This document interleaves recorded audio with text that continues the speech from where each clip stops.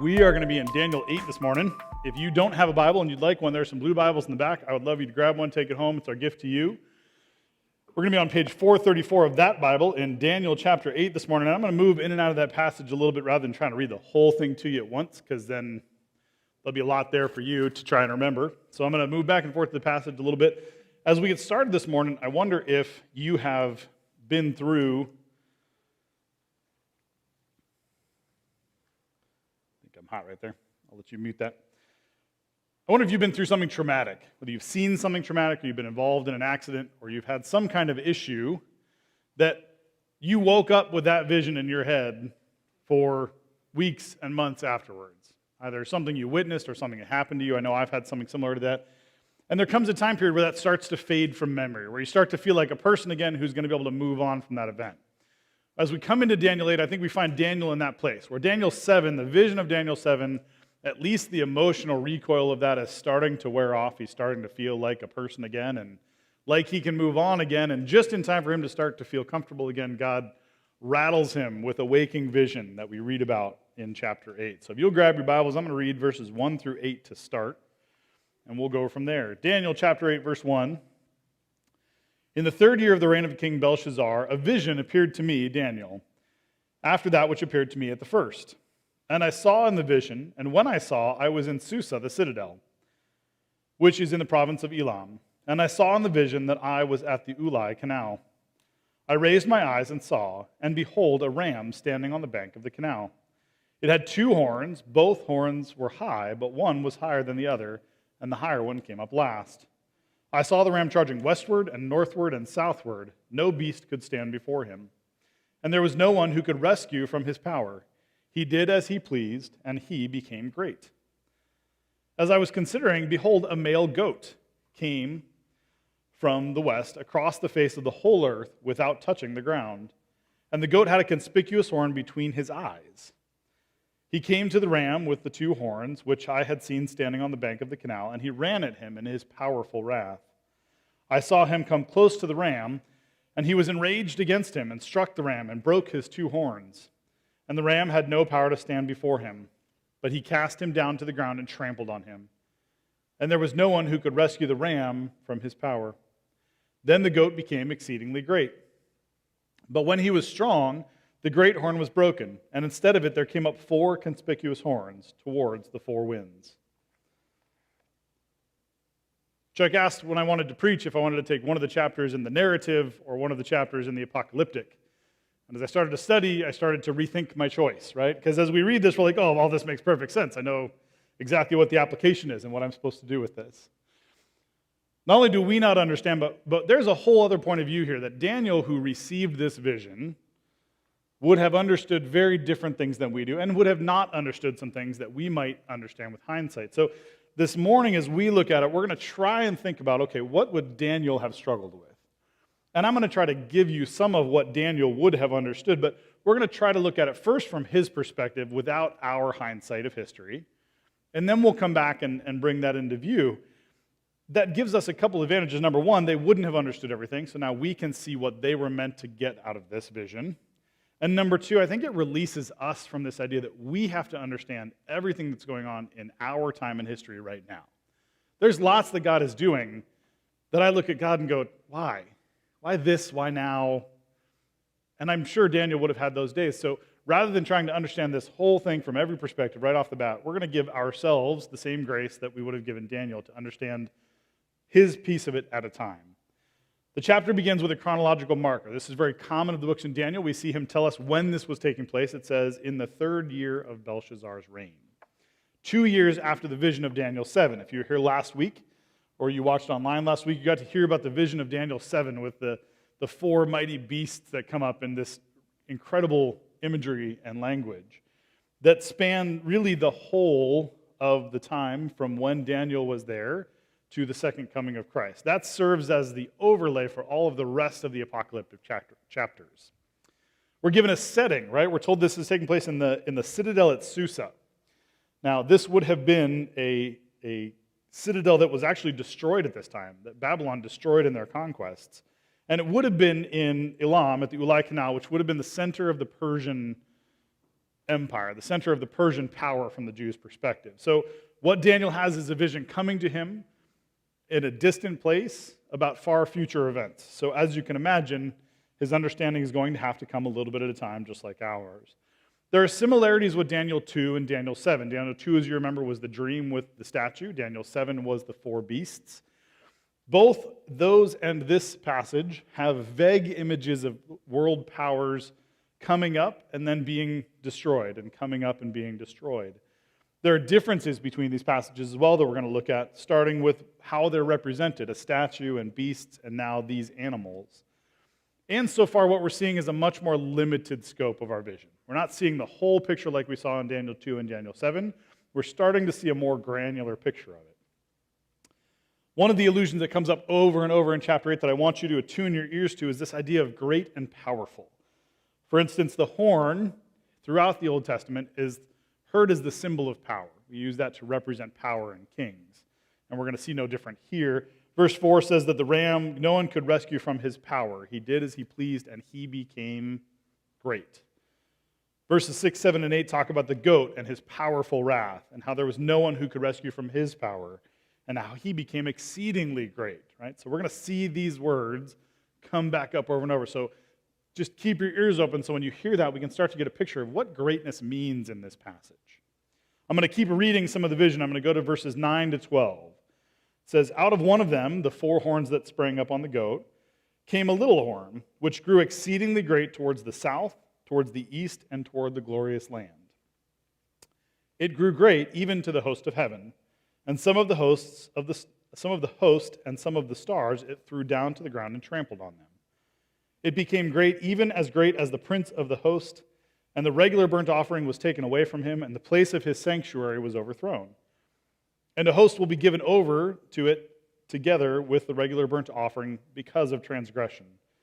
And it will throw truth to the ground, and it will act, and it will prosper. So we're going to talk a little bit about the players that are in this so far. We've been given a whole bunch of characters and a whole bunch of ideas. So we're going to talk through those a little bit. One of the things that underlies this is a change of language. Now, we don't see this as much in our English Bible, but chapters 2 through the beginning of chapter 8 are in Aramaic, a more common worldwide language at the time when this would have been written. In chapter 8, we make a switch back to Hebrew. We make a switch back to the language of the nation of Judah. So we have a shift here, I think, in attention to the nation of Judah. And language is interesting and significant throughout the Bible. Similarly, the use of Daniel's name versus Belteshazzar, his Babylonian name. You see as you read Daniel that there's a shift back and forth between that. Not all of them are necessarily grandly significant, but it's just little things like that for us to pay attention to. So some of the scope we understand is going to start to focus on the nation of Israel. So rather than trying to figure out what all of this means right off the bat, I'm going to go through and let's talk about each of those players, each of those pieces, and what Daniel would have understood them, because he's going to have things that would have made sense to him instantly that don't make sense to us. And there are things that make sense to us now that probably wouldn't have made sense to him. So we're going to try and distinguish between those a little bit. The first is the little horn in verse 9. This is apparently someone significant because we're talking about him. We understand him probably to be a king just because of the imagery of the horn and the king and the kingdoms. We're going to hear that more clarified in a moment. We don't think he's probably the same as the horn on the fourth beast, the little horn on the fourth beast in chapter 7. So we read in chapter 7 about the Antichrist coming to power after the 10 horns, right after the 10 kings. But we don't think this is necessarily the same one. It's coming from an earlier beast, and it's not coming from the same sort of grounding. So this is probably not the same person as we recognize the Antichrist, but we don't really know who this is so far, and Daniel certainly wouldn't have. We see him referring to the glorious land in verse 9. This is something I think Daniel would have understood very clearly, right? The glorious land is Israel. It's Canaan. It's the promised land. This is the land of hope and covenant for all of the Israelite people. We see the host of heaven in verse 10. Host is a word that is synonymous with army or with company, the people of heaven, the people, God's people. So this would have referred to the people of Israel. This is something that I think Daniel would have understood. In that verse, it also says, and some of the hosts and some of the stars it threw down to the ground and trampled them. This is the first place where I stopped in this passage and I went, stars. What does it mean that he threw down stars and trampled them? It's an image, it's a vision, so it doesn't have to be literal, obviously. But what does it mean? And there are a variety of theories, but I think ultimately it's not as complicated as I wanted to make it. The host and the stars seem to be parallel in this passage. And if we go back in our Old Testament just a moment to Genesis 15:5, to the covenant with Abraham, God sends him outside and he says, "Look toward the heaven and number the stars if you're able to number them." Then he said to him, "So shall your offspring be." Similarly, in addressing Deuteronomy 1, verse 10, it says, "The Lord God has multiplied you, and behold, you are today as numerous as the stars of heaven." It seems that the stars of heaven was another way of referring to the people of Israel. It doesn't need to have grander, broader meaning than that. This was a vision, so visual language is great, and I believe that's who he was referring to, and I think Daniel would have been able to identify that. Similarly, in verse 11, it says that he became great, even as great as the Prince of Hosts. Okay, who's the Prince of the Host? Daniel, I think, again, would have understood this to be the leader of the host, and there was only one ruler, one king, who was truly the Prince of the Host, and that would have been God himself. There are other theories, but I think that is the simplest and most straightforward and makes the most sense, except that it does beg one sort of problematic question. What does the passage mean when it says that the little horn became great, even as great as the Prince of Hosts? Furthermore, what would this have looked like in his vision? How would this have been represented? We're not painted a picture. I wish the Bible were a picture book more often, and this is about as close as we get in this chapter, but I don't know what that would have even looked like for Daniel. So I don't think we need to understand what that means quite yet. I don't think Daniel would have understood what that meant quite yet. But we can continue to read and sort of sock that question away and say, let's come back to that and see if we can understand that later. Let me read on in verses 13 and 14. It says, "Then I heard a holy one speaking, and another holy one said to the one who spoke, 'For how long is the vision concerning the regular burnt offering, the transgression that makes desolate, and the giving over of the sanctuary and host to be trampled underfoot?' And he said to me, 'For 2,300 evenings and mornings, then the sanctuary shall be restored to its rightful state.'" It seems that even the angels who were witness to this vision were saddened by it and echoed a refrain that we hear from the people of Israel. In Psalm 13, verses 1 and 2, it says, "How long, O Lord, will you forget me forever? How long will you hide your face from me? How long must I take counsel in my soul and have sorrow in my heart all the day? How long shall my enemy be exalted over me?" In Psalm 94, a psalm very likely written during the exile, verses 3 and 4 say, "O Lord, how long shall the wicked exult? They pour out their arrogant words. All evildoers boast. They crush your people, O Lord, and afflict your heritage." This is a common refrain that we see in the Old Testament. Lord, how long will this endure? It's interesting to me because this is not the first question that I would ask in suffering. Very often my first question is going to be, why? Why do I have to go through this? Why do my friends have to go through this? Why does our church have to go through this? Why does our country, why does our world, fill in the blank? Why, oh God, why? But the angel didn't need to ask that question. And Daniel didn't need to ask that question. Daniel was in an exile that was brought about by God as a term of punishment, as a term of correction, of loving discipline to the people of Israel. So the question of how long is a better question, probably. And if we weren't confident in that, verse 12 says it's because of transgression that the action takes place. There's some debate about whose transgression or what transgression, but really, if the people of God are the ones being trampled underfoot and killed, and it's their sacrifices that are being taken from the temple, they are the ones being punished. Those sacrifices were never for God. The blood of bulls and goats does not reconcile us to God. They were for us as a reminder. So if they're being taken away from the people of Israel, it's their punishment. It's their transgression. And if there's any doubt about that, come back in 2 weeks to hear Chuck take on chapter 9, and you will hear Daniel respond to this vision with lament and with sorrow over the sins of Israel and the punishment that comes along. Really, the peak of this vision is in verse 14, and he says to me, "For 2,300 evenings and mornings, then the sanctuary will be restored to its rightful state." This is a much more specific date than we're used to, right? As we read through Daniel, and if you've been paying attention, we've been hearing numbers like a time and times and half a time, which make every bit as much sense to me as they do to you, so don't be ashamed that those are strange numbers. We see these sort of visionary numbers, these representative numbers, these symbolic numbers. And we're used to seeing numbers like 4 and 7 and 10 and 21. And yet we get this sort of weird number that's 2,300. How do we understand that number? How would Daniel have understood that number so that we know what God was communicating to him and the people of Israel? The beginning of verse 15 gives us a hint about how Daniel understood that number. It says, when I, Daniel, had seen the vision, I sought to understand it. Daniel didn't understand it yet. And I think it's okay if we don't. So we're going to, again, hand that question on a shelf for a moment and keep going in the passage. Verses 15 to 19 continue on. When I, Daniel, had seen the vision, I sought to understand it. And behold, there stood before me one having the appearance of a man. And I heard a man's voice between the banks of the Ulai, and it called, Gabriel, make this man understand the vision. So he came near where I stood, and when he came, I was frightened and fell on my face. But he said to me, understand, O son of man, the vision, that the vision is for the time of the end. And when he had spoken to me, I fell into a deep sleep with my face to the ground. But he touched me and made me stand up. He said, behold, I will make known to you what shall be at the latter end of the indignation, for it refers to the appointed time of the end. The voice of the man that we hear from between the banks of the canal commands Gabriel the archangel. There's really only one person who gets that pleasure. So we can be confident that the voice coming from between the banks of the canal was God himself. And he commands Gabriel, make this man understand.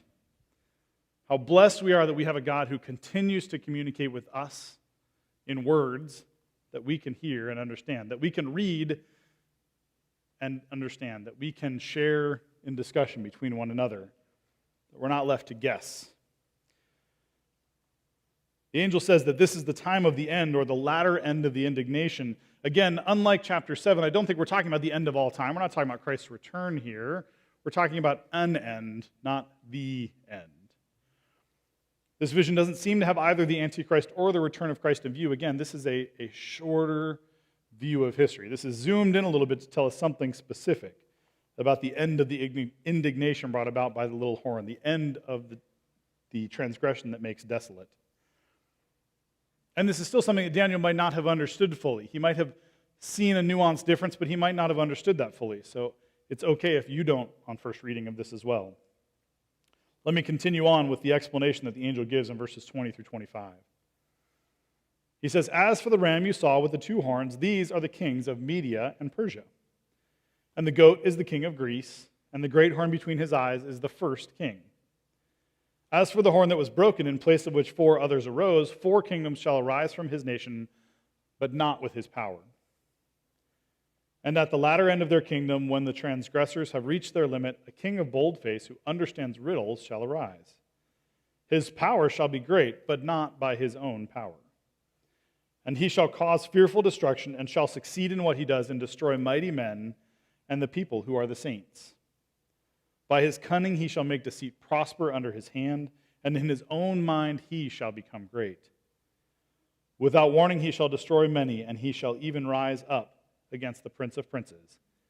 And he shall be broken, but by no human hands. So this explanation that the angel gives tells us who the ram is, right? The ram is the kingdoms of Media and Persia. It tells us who the goat is, the goat as the kingdom of Greece. And the kings of each of those nations are distinguished greater and lesser by the horns on those animals. And those horns are broken, representing the rise and fall of those kings. Even the division of Greece is foretold in this passage. Not that that would have meant anything to Daniel yet. And then the little horn emerges, apparently a future king of Greece.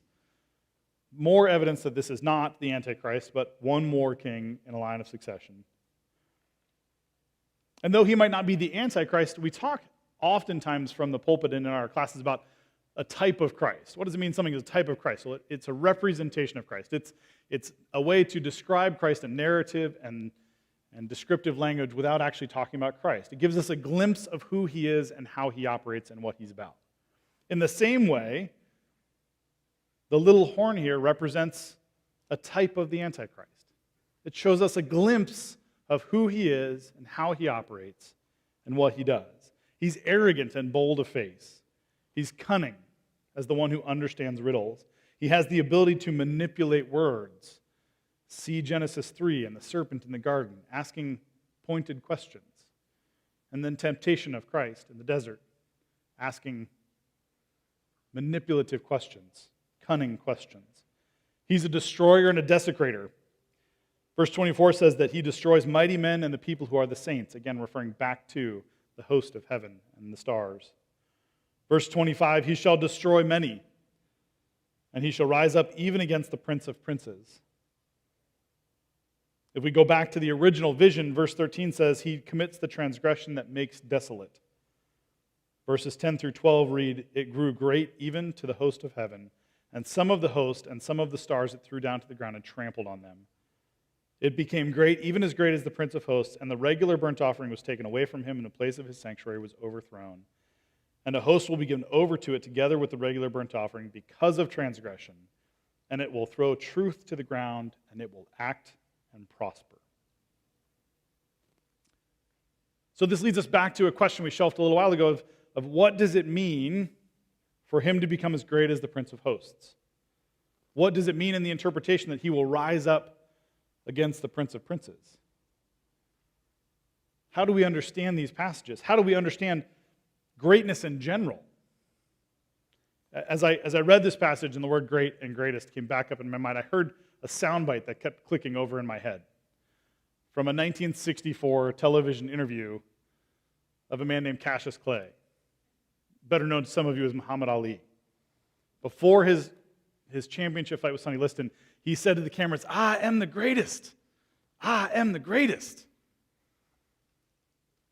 And 8 rounds later, he proved it. When I looked up greatest men on the internet, how does the world define what is great?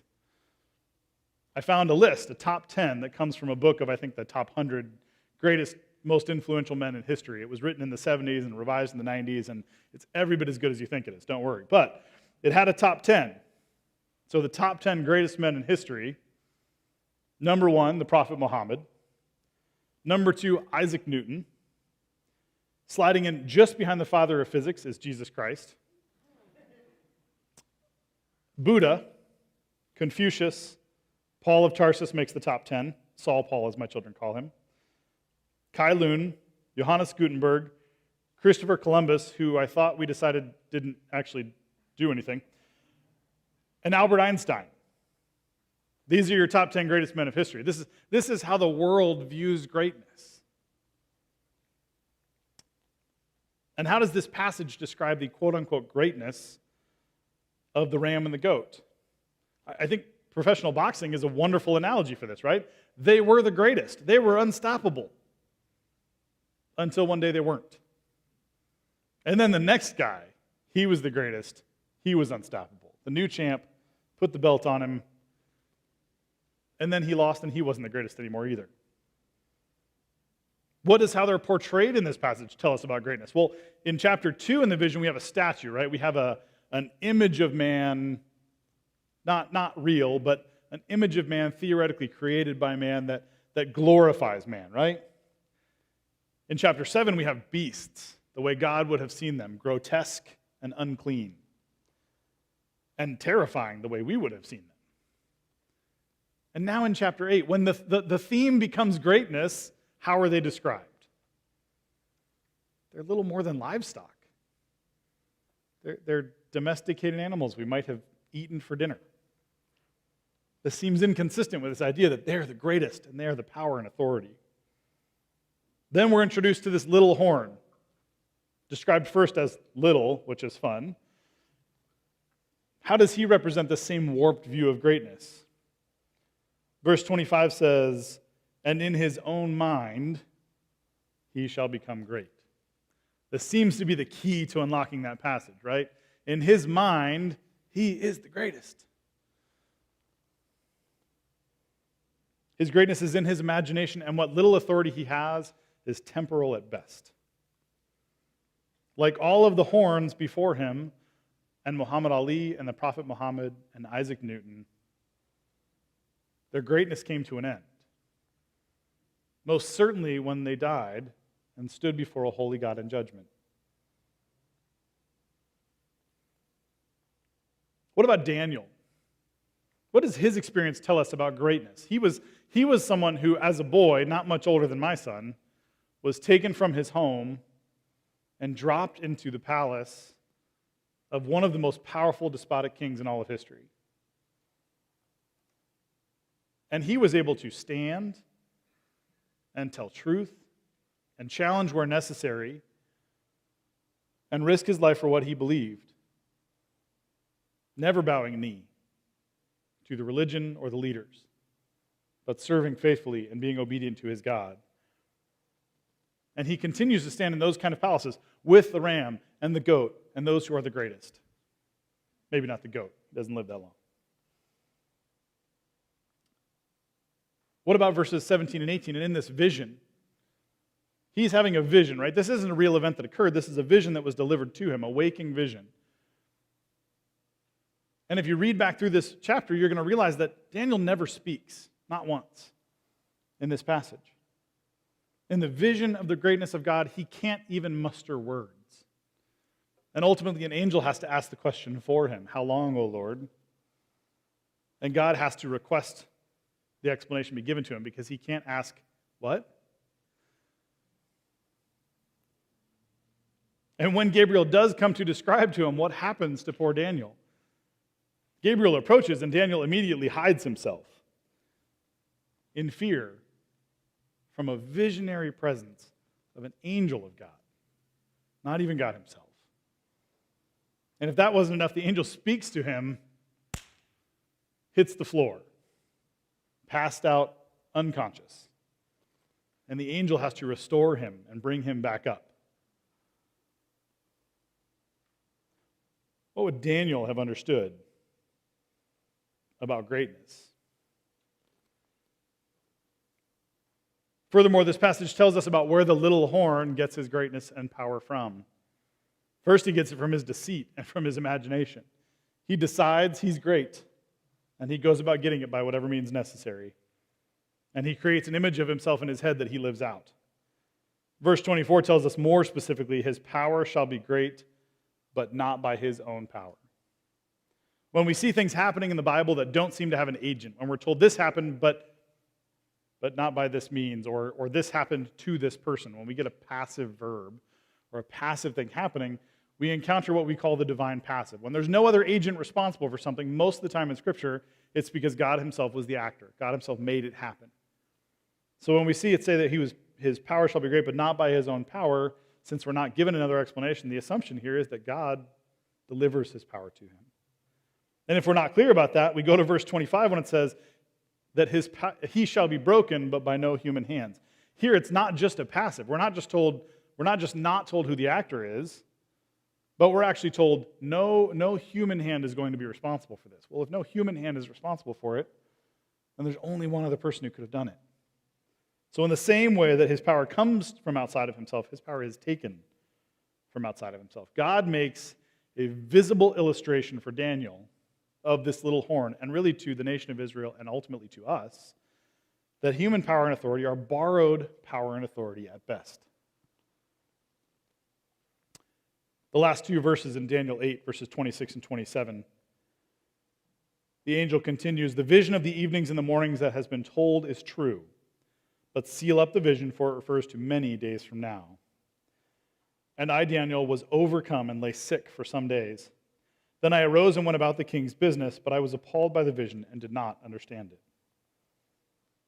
What is Daniel's reaction to this vision?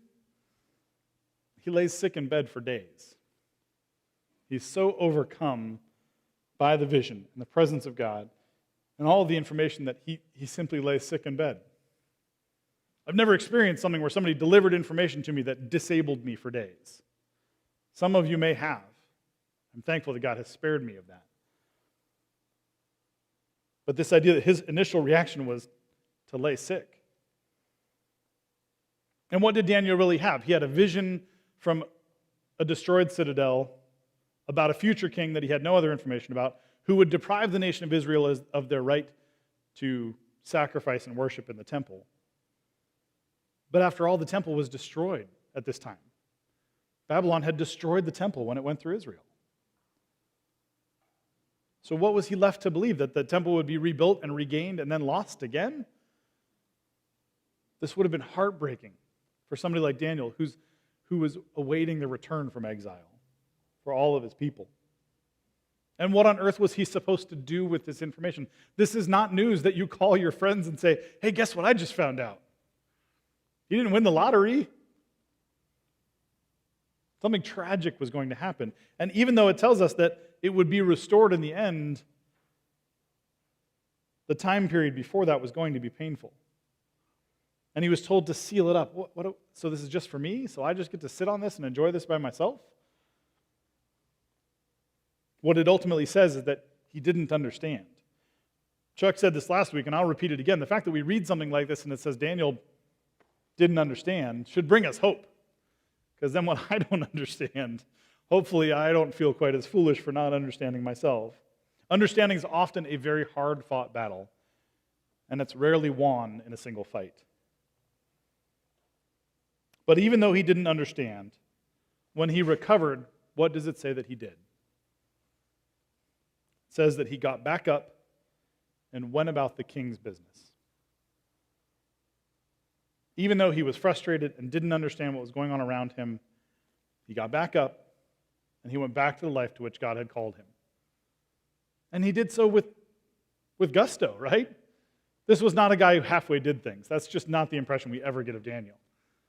He got back up and went about the king's business, serving where God had placed him in the role that he had been put in.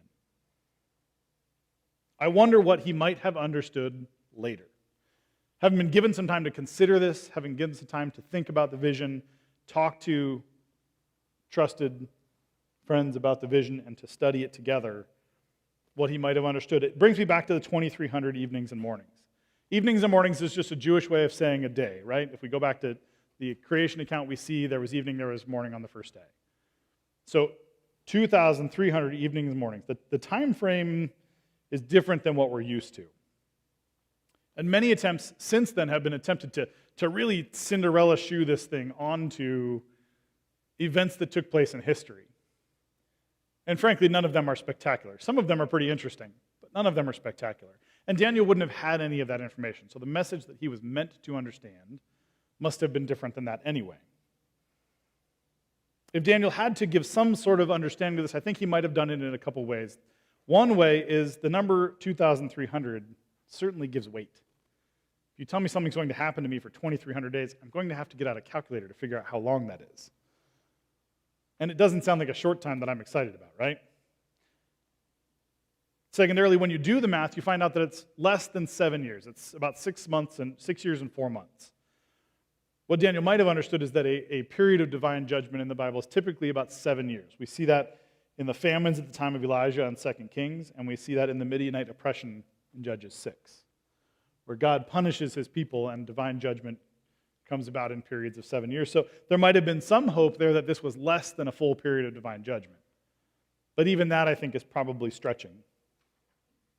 Ultimately, what I think is most significant in this number, and what I think Daniel would have come to realize, is that this is a number. Is that Daniel was told this evil king is going to rise to power at some point in the distant future. But I already have his days counted. And at the time that I have appointed, it will come to an end. That there is no greatness other than my greatness.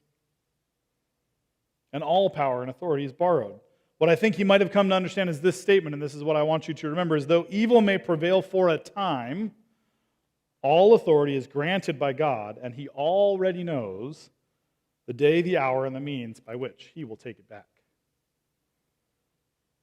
And I think he demonstrates this in Belshazzar's final hours, as we learned a few weeks ago back in Daniel 5. Daniel 5, verses 26 to 28 reads, "This is the interpretation of the matter. Mene, God has numbered the days of your kingdom and brought it to an end. Tekel, you have been weighed in the balances and found wanting. Peres, your kingdom is divided and given to the Medes and Persians."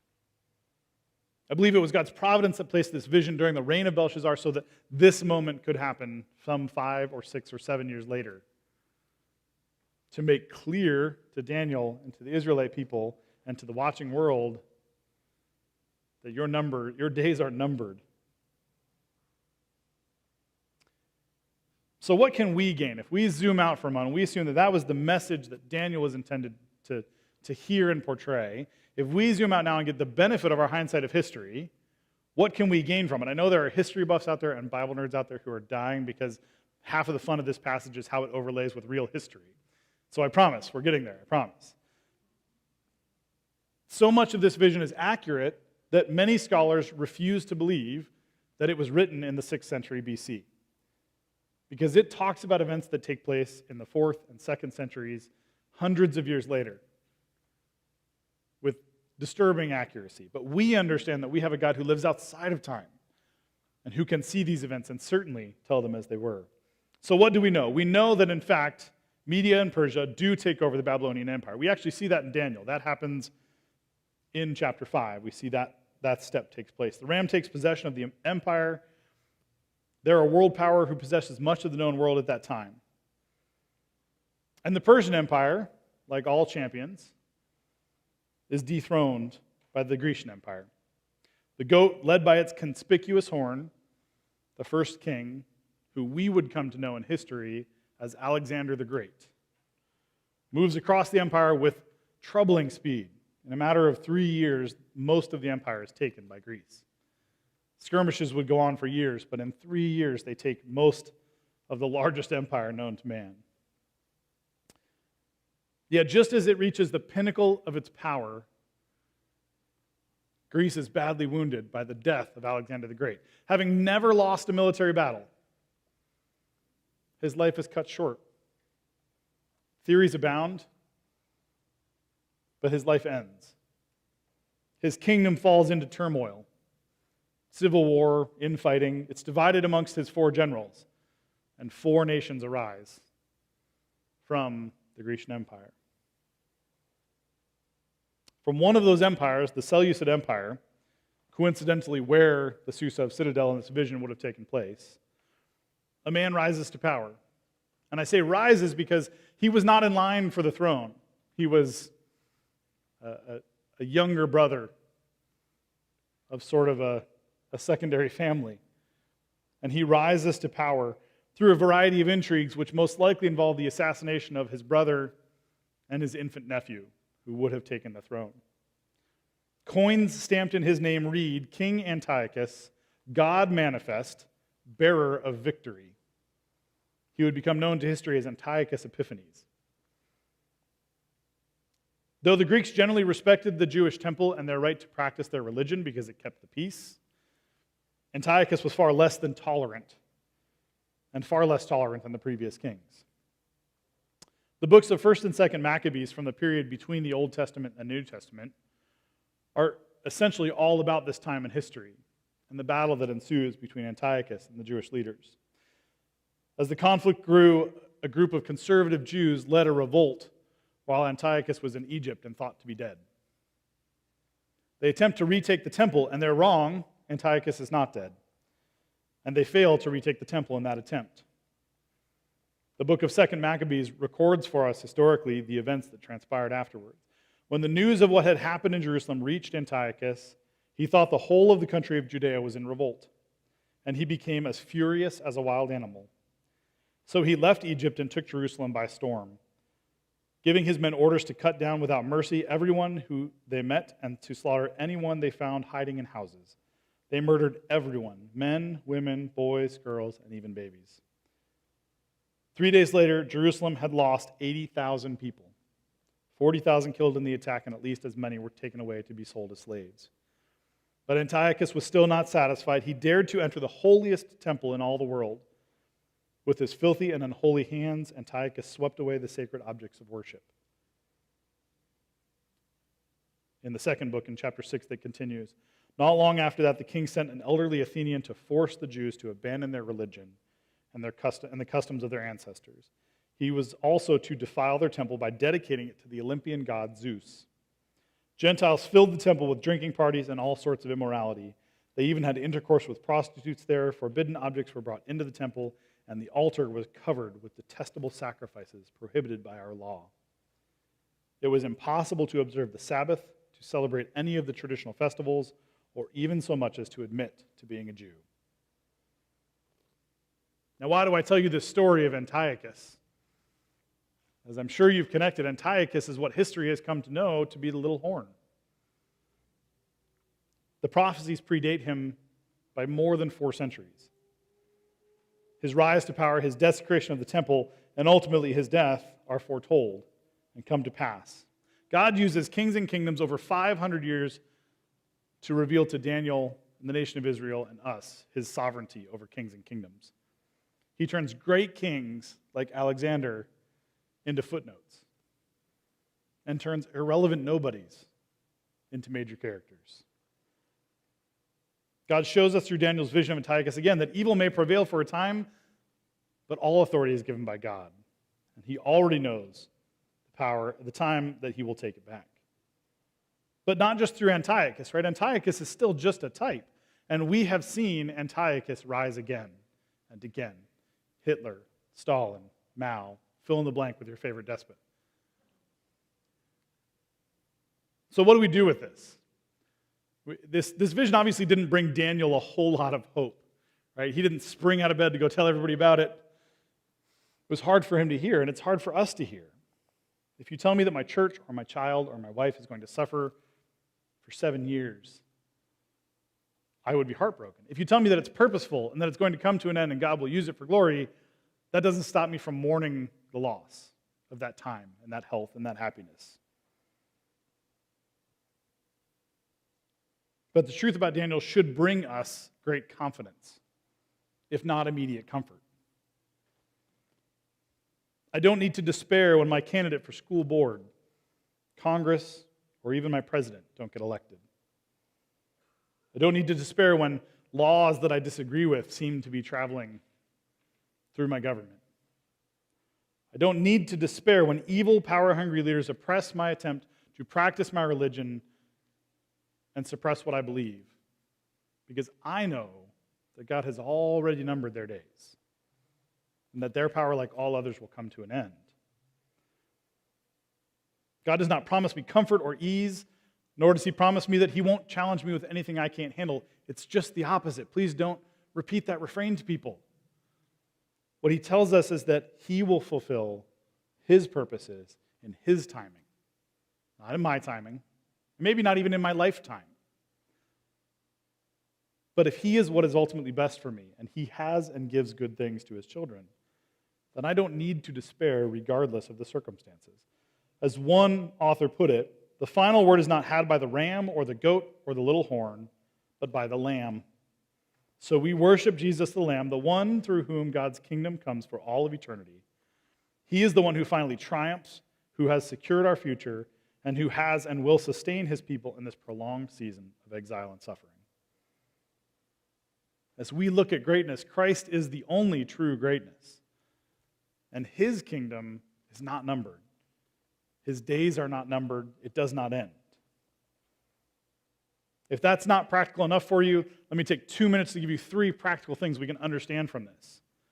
The truth of Daniel 8 should prepare us for exile, suffering, and oppression. 1 John 2:18 says, "Children, it is the last hour, and as you heard, the Antichrist is coming. So now many Antichrists have come." Similarly, Mark 13:22 and 23 says, "For false Christs and false prophets will arise and perform signs and wonders to lead astray, if possible, the elect. But be on guard, I have told you all things beforehand." Just as Antiochus was a type of the Antichrist to tell us something about who he was in his personality, he foreshadows the methods of the Antichrists who would follow, and ultimately of the great Antichrist. So we can take clues from how he operates and thinks to prepare us to deal with those things. The first thing we must do is be devoted to the Word of God and commit his truths to our hearts and memories so that we will not be deceived. Just as we saw Antiochus throw truth to the ground, other antichrists have and will come, and that's where they will start. and they must pry it from our white knuckles and our hearts, rather than from our lazy fingers and our distracted eyes. Second, we must preach the gospel to our own hearts and those around us with urgency and diligence. We're promised that they will come and take many, and many will be lost, both to physical death and to apostasy, to abandoning the faith because of a lack of true faith. When challenged, they're blown into places where they cannot grow. If we want to save ourselves from that fate and others, we must constantly be preaching the gospel to our own hearts and others so that we can be confident in the gospel truth. Finally, we must treasure and preserve the public means of grace that God has ordained, meeting together for worship, baptism, the Lord's Supper, the preaching of the word, and public prayer, etc. We should expect to see our rituals and our traditions and the things that bring us together taken apart from us. That's how you disassemble a people. That was the very playbook of the Babylonian Empire, was to disassemble a people and to integrate them into a culture. We should expect to find those things challenged. And though we live in a country that's blessed to be founded on freedom of expression and religion, those freedoms are fragile, and not everybody celebrates the same freedoms. And the last 12 months, if they haven't taught us anything else, should teach us how easily those things can be taken from us if we don't protect them. Not by despots and evil leaders that we can see, but by circumstances and life. And if we don't fight for those things and protect those things, they will go away. Knowing that the punishment of Israel would endure far beyond his years, and that he would live out his days serving evil kings in a foreign land, Daniel was not lazy in his faith or his practices. He prayed and worshiped all the more diligently. Likewise, knowing that God gives authority to people we don't like should not bring us despair. And knowing that he will reclaim that authority should not bring us apathy.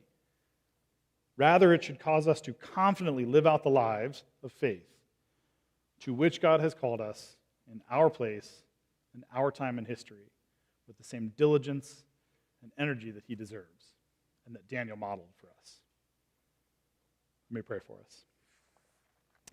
Father God, you are truly great. You are a God who knows the beginning from the end, Lord, and has numbered our days and the days of those who we love and cherish, Lord, and those who we despise. Father, I pray as we go away from this message today, Lord, that we would have confidence that you are in charge and that we can go about living our lives, Lord, what might seem like ordinary lives, that we can live them in boldness and in power and in truth for you. We thank you for your word and for the gathering of your saints. We bring all these things in your precious and holy name. Amen.